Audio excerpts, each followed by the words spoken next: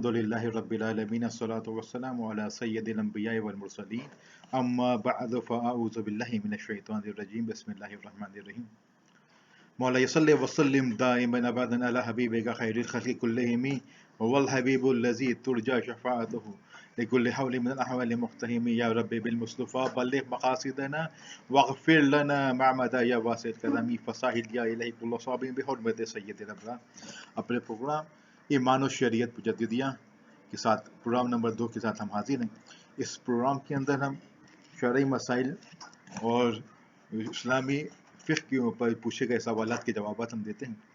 آئیے پروگرام کا آغاز کرتے ہیں۔ ہمارا پہلا سوال عمران صاحب نے کیا کہ میت کے دن جو میت کے گھر میں کھانا ہوتا ہے اس کا کیا شرعی حکم ہے، یہ سماعت فرما لیجئے۔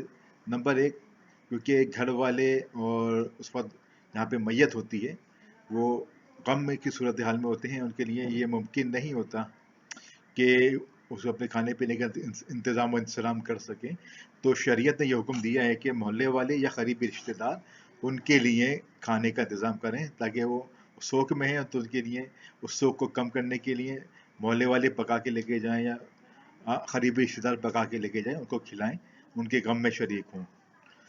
جہاں تک یہ بعض لوگوں کا یہ ہوتا ہے کہ بہت سارے مہمان آئے ہوئے ہوتے ہیں، شہر کے بھی ہوتے ہیں، محلے دارے بھی ہوتے ہیں، اور میت کے گھر والے انتظام و انتظام کر رہے ہوتے ہیں، دعوت کا سب سما ہوتا ہے۔ ایسا کرنا شریعت نے مکروہ لکھا ہے اور منع فرمایا ہے، یہ شریعت کی ایک پسندیدہ نہیں ہے۔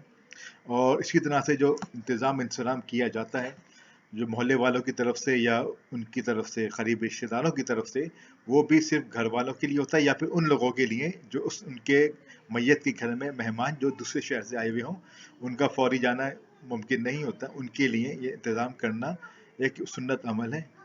اور ایسے لوگوں کے لیے جو کہ آس پڑوس کے ہوں، قریبی ہوں، ان کے لیے یہ استعمال کرنا بہتر نہیں ہے۔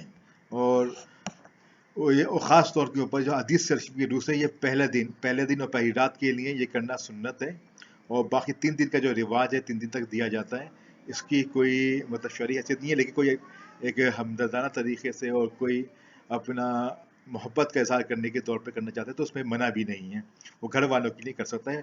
اور ترمذی شریف، ابو داؤد اور ابن ماجہ میں حدیث شریف آتی ہے، اس کا مفہوم ہے حضرت جابر رضی اللہ تعالیٰ عنہ، حضرت عبداللہ ابن جعفر رضی اللہ تعالیٰ سے روایت ہے، فرماتے ہیں کہ حضرت جعفر کی انتقال کی خبر آئی تو نبی کریم صلی اللہ علیہ وسلم نے فرمایا کہ جعفر کے گھر والوں کے لیے کھانا پکاؤ کہ ان کے پاس وہ خبر آئی ہے جو کھانے سے باز رکھے گی۔ اسی کے تحت اس کے جو تحت ہے میراث المناجی اور شرح مشکات کے اندر اس کی مزید ڈیٹیل اس حدیث میں بیان کی گئی ہے، اور فرمایا گیا ہے کہ آپ نے جو کھانے کا حکم اپنے اہل بیت کو دیا، کھانے کو جو اہل میت کے لیے پکایا جائے، عربی میں اس کو رفع کہتے ہیں، اور اردو میں مختلف اس کے نام کڑوا کھانا وغیرہ بھی کہا جاتا ہے۔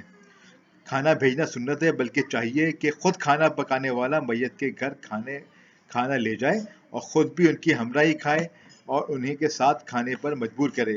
صرف پہلے دن کھانا بھیجا جائے جس دن فوت ہو یا فوت کی خبر آئے، بعد میں نہ بھیجے۔ 3 دن کا جو رواج ہے یہ غلط ہے۔ تو یہاں سے یہ بھی پتہ چلتا ہے کہ یعنی کہ حضرت جعفر کے گھر والے آج غم کی وجہ سے کھانا پکا نہ سکیں گے، اگر کوئی کھانا نہ لے گیا تو وہ بھوکے رہیں گے۔ تو اس سے معلوم ہوا کہ یہ کھانا یا وہ لوگ کھائیں جو غم کی وجہ سے پکا نہ سکیں، یا باہر کے مہمان جو شرکت دفن کے لیے آئے ہیں۔ عام برادری والوں کی دعوت اس وقت ممنوع ہے۔ حضرت جریر ابن عبداللہ فرماتے ہیں کہ ہم لوگ جماعت صحابہ میت کی ہاں دعوت کو نوحہ شمار کرتے تھے۔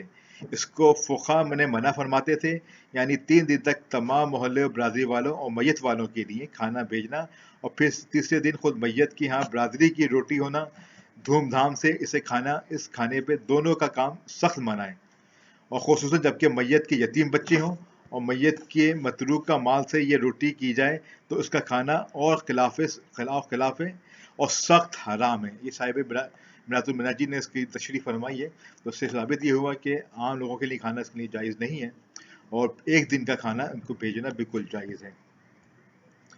ایک اور سوال آیا، حیدر صاحب نے پوچھا کہ اپنے بیوی بچوں کے ساتھ بیٹھنا مسجد اعتکاف میں بیٹھنے سے زیادہ محبوب و پسندیدہ ہے۔ انہوں نے ایک کوٹ یہ بھیجی اور مجموعہ ورام کا انہوں نے اس میں حوالہ دیا ہے کہ یہ پوچھتے ہیں کہ یہ صحیح کوٹ ہے.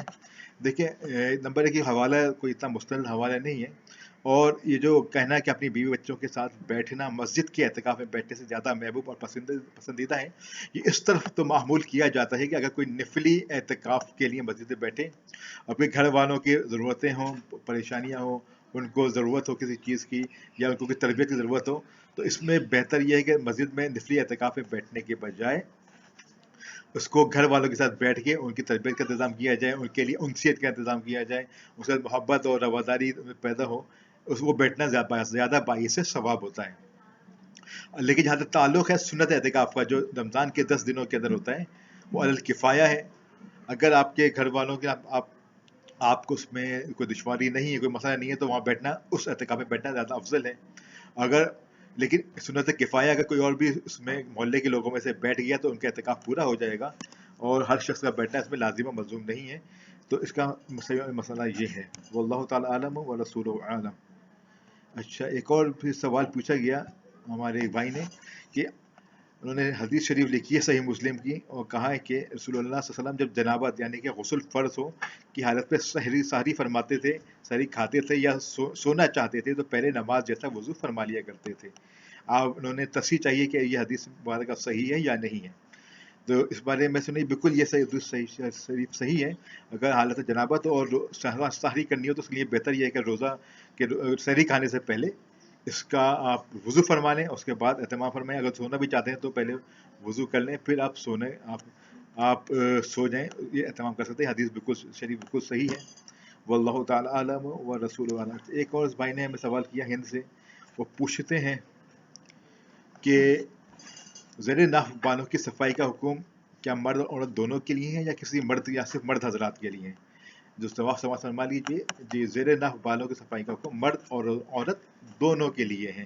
یہ دونوں کے لیے ہر ہفتے صاف کرنا سنت ہے، اور زیادہ تر 15 دن میں صاف کی جائے. اور آخری حد اس کی یہ ہے کہ 40 دن تک کے اندر یہ صاف کر لیا جائے. اگر 40 دن سے زیادہ ہوئے تو اس کے اندر باعث گناہ گار ہوگا، گناہ کا باعث ہوگا، اور خلاف شریعت یہ کام ہوگا. اور اس کے لیے بھی مردوں کے لیے اس طرح کا سے صاف کرنا بہتر ہے، جبکہ خواتین اس طرح کے بھی استعمال کر سکتی ہیں. اس کے علاوہ کوئی ایسا پاؤڈر یا کریم وغیرہ جو بال ریموول کے لیے استعمال ہوتی ہے وہ بھی استعمال کی جا سکتی ہے.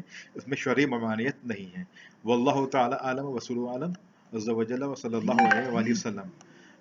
ہمارا آج کا پروگرام اس سوالوں پہ اختتام پذیر ہوتا ہے.